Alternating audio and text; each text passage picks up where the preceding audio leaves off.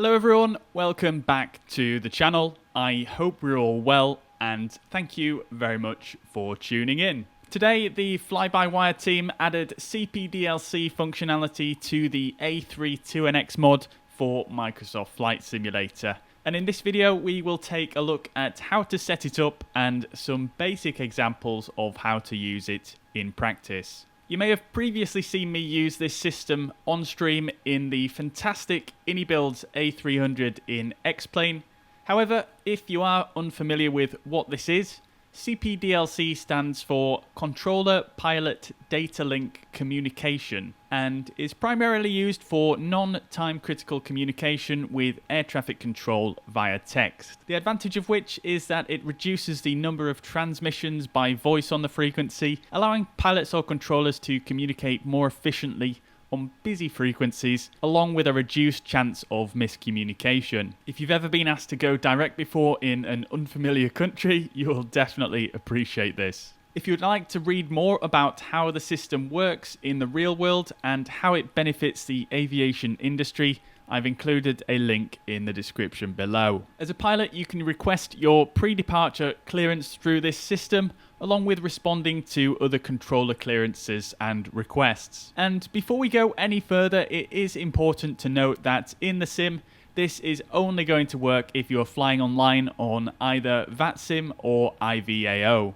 This will not work with the ATC system built into the sim. Along with this, at the time of release of this video, the system is still under development in the A32NX, and some functionality is not yet implemented. This video is based on the functionality available at the time, and it may well be if you're watching this months down the line, there is now more functionality available. Make sure you come and join the chat in one of our live streams here on YouTube, and subscribe to the channel to stay up to date with the latest developments and to see the system in action live on VATSIM. Alright, let's get into how to set this up in the A32NX. So initially, what you will need to do is set up your own personal logon code using a service called Hoppy. Hoppy is the backbone of this system when it comes to the two major online networks in flight simulation. And whilst once you have created your code, you may never revisit the Hoppy website again, every message you send through CPDLC will pass through Hoppy and is logged and viewable on their website. Creating the code is fairly self-explanatory, so I won't cover that here, but I have included a link where you can do so in the description of this video. If you're flying on the IVAO network, make sure to go back into the Hoppy website after receiving your code, and you'll need to associate your account with the IVAO network, as by default Hoppy will associate your account with VATSIM. Again, a link to make this association is in the description of the video. However, in any case, after running through the process, you should receive an email with your logon code. Next up, make sure the A32NX mod is fully up to date using the fly-by-wire launcher. And at the time of creating this video, this is only available on the development or experimental versions. Now, when you're loaded into the sim, head over to the flypad and select the little gear in the bottom left to open the settings page. Along the top, select ATSU/AOC, and on this page you'll see a new field at the bottom labelled Hoppy User ID. In this field, enter the Hoppy logon code you created earlier. Copy and paste is possible here. And you'll notice Hoppy error will appear in red for a short second, but should disappear more or less straight away. After doing this, I would also recommend heading over to the Realism tab, again in the flypad along the top. And on this page, you will see at the bottom a new option labeled Data Link Transmission Time. Set this as desired. You have three options. Instant is where it will send and receive messages within 2 seconds. Fast will send and receive within 20 seconds. And real will be within 60 seconds to simulate how it would work in the real world. After you've done that, that is the initial setup done. The next step is to head over to the VATSIM page in the flypad. This is still applicable if you're using IVAO, by the way. So click on the little radio tower symbol on the left hand side. After doing so, you should notice a new connect button in the bottom right titled Hoppy ACARS. When you're setting up the aircraft for a flight on VATSIM or IVAO, you will need to make sure you click this button at the beginning of every flight if you wish to use the CPDLC functionality. Alright, let's get into the good stuff and I'll show you a few examples of the system in practice. So you join me here on the ground at Gatwick, London, and we're going to connect to the controlling station on VATSIM and initially request our pre-departure clearance. I've already run through the steps that we've just described in this video, so we're going to just move forward here interacting with the system in the aircraft. So the system itself is interacted with using both the MCDU and the DCDU, which is this little unit above the MCDU. However, before doing anything, you will need to make sure the controlling station of the airspace or airport you are located in is actually using CPDLC. Despite this system being widely adopted in real-world operations, not every controller in the sim world uses it at this stage, so make sure you check this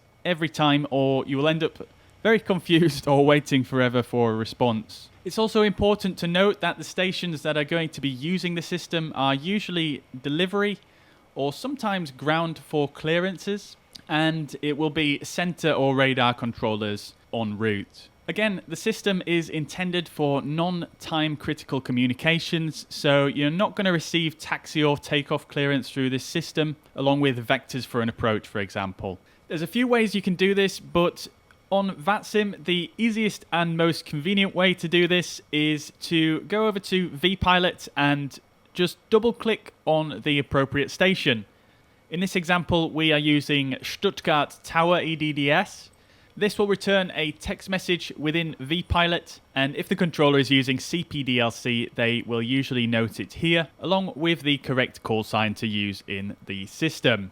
Do note, this is a tower that's using CPDLC here, so based on the top-down principle of VATSIM and IVAO, you may find tower controllers do sometimes use CPDLC as well for pre-departure clearance. If you are using IVAO, I am unaware if the same feature is available through their Pilot client. However, visiting IVAO WebEye through your web browser and clicking on the appropriate station will also show if the controller is using CPDLC and the call sign. A link to IVAO WebEye is in the description of the video. For either network, there is also a page on the Hoppy website that lists all currently online stations. Again, another link to that is in the description below. So once you have verified the appropriate controller is using CPDLC, it's time to make a request. Okay, so moving on to actually requesting pre-departure clearance. First, make sure you have entered your flight plan into the MCDU and attained the current ATIS information as you normally would. At the very least, you will need to have filled out the init A page, so the system will pull through your departure and arrival airports for the request. When we get to the departure request page, you cannot actually manually enter the departure and arrival on that page, so you need to do that first. In this instance, I have already done this here, as you can see, so next what we will need to do is press MCDU menu, then ATSU, and then AOC.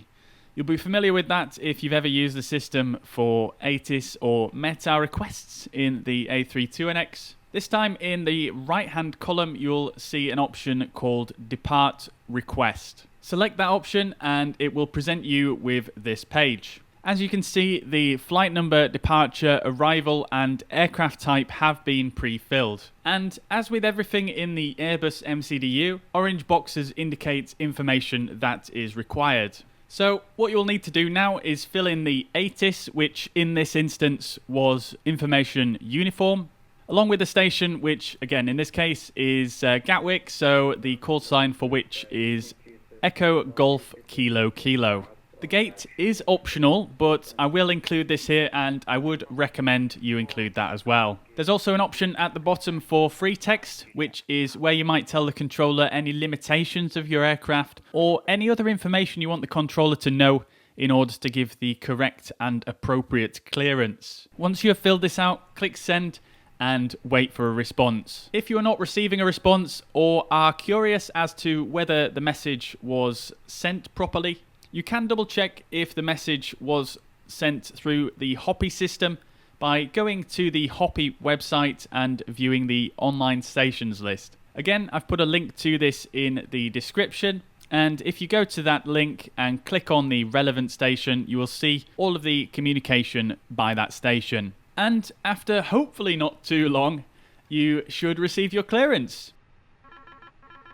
You will hear a short ringing tone, and the ATC message button will illuminate just in front of you. You can press the button to mute the tone and turn off the light, and the response from the controller will actually be shown on the DDCU. Operation of the DDCU is fairly self-explanatory. It's a fairly simple device. However, we've not really been able to use this in Microsoft Flight Simulator until now, so I'll give you a very brief rundown on how to do so. Below the response itself, there are 3 columns. The left and right column will show you the possible responses. The middle column is used for various status messages on the system, along with if you've got extra pages on a message, or if you've got multiple messages you can scroll through. You can use the message plus and minus keys to view different messages in the case where you've received multiple and you want to go back through them. And you can use the POE plus and minus keys. That will go through different pages of an individual message. You can even send the message to the printer using the print button. Absolutely fantastic. Once you've received a response, you are required to either accept the clearance, decline, or you can say standby. Do note that if you are going to decline the clearance, you will need to do so by voice, even if you transmit that through the CPDLC system. This is done in the very same way the MCDU is interacted with, so use the relevant line select key next to the response you want to give to select the response, and then press the same button one more time to confirm the response. The response will then appear in green in the top right of the DCDU, and the message will be sent. In this case, we are going to accept the clearance and continue with our setup. This is the only communication we'll do on the ground in this instance, so I will rejoin you once we're in the air and we'll look at a couple of other examples. So you rejoin me now en route and well established in the climb. I've just been passed to the central London control sector, and initially what we have to do in any instance is to contact the controller initially by voice as normal. London Control, very good evening. Speedbird 2508 heading 335, level at 190. Speedbird 2508, London Control, hello, climb now, flight level 240, and that will be your final cruising level. Climb now, flight level 240, and A firm, no problem. Speedbird 2508. Once communication is established with the controller, we can then send a logon request for CPDLC. In this instance, I have already checked and confirmed that this controller is using CPDLC through vPilot. So the next step is to jump back to the MCDU and log on with the controller. This time we are going to use the now functional ATC COM button on the MCDU. So we'll press that, and then we will select connection, and then after that we'll select notification. Your flight number should already be filled in on the very top line. If it isn't, make sure to fill it out here, and below this is where you'll put the call sign of the station you wish to connect to. In this instance, the call sign is Lima Oscar November Charlie, which we'll enter like so. After filling out this information, a star will appear next to Notify in blue, and then simply press the line select key next to Notify in the right hand column. Once you have done so, you will see a message noting the controller has been notified, along with the DCDU displaying next ATC and the station in white. Then it's just a case of waiting for the controller to accept the request. Do note that in some instances the controller may not accept the request, or the request can time out if the controller doesn't respond. in which case you will see a message like this in the MCDU. Once your logon request has been accepted, you will see a message in the DCDU informing you which station you are currently connected to. Any further communication from the controller that is not time critical will be received and displayed here. However, you must still monitor the frequency, as any critical or urgent messages will still be communicated via voice. And operation is exactly the same as when receiving your pre-departure clearance. So in this particular instance, I received an instruction to descend to flight level 200, and I will just accept the request and send it over to the controller. That's all you need to do.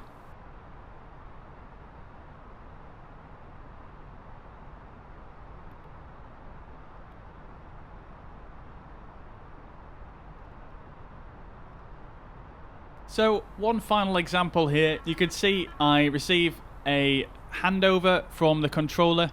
They will hand me to the next frequency, which in this instance was Unicom. You can also see here that message 2/2 is displayed in the lower middle column of the DCDU. The DCDU will always show the most recent message upon receipt. However, it does store prior messages unless cleared by the user, using the close option in the bottom right. I did not actually demonstrate this in this flight, but this is whereby you could use the message plus and minus keys to browse through prior messages also. If you clear a message and would still like to refer back to it, you can do so by using the ATC COM button again on the MCDU, and then select message record. And on this page, all messages sent and received will be displayed. Further, you can select an individual message and even print it again if you wish. So finally, once you have been passed to another frequency by the controller, you should then log off from that station, either in preparation to connect to the next,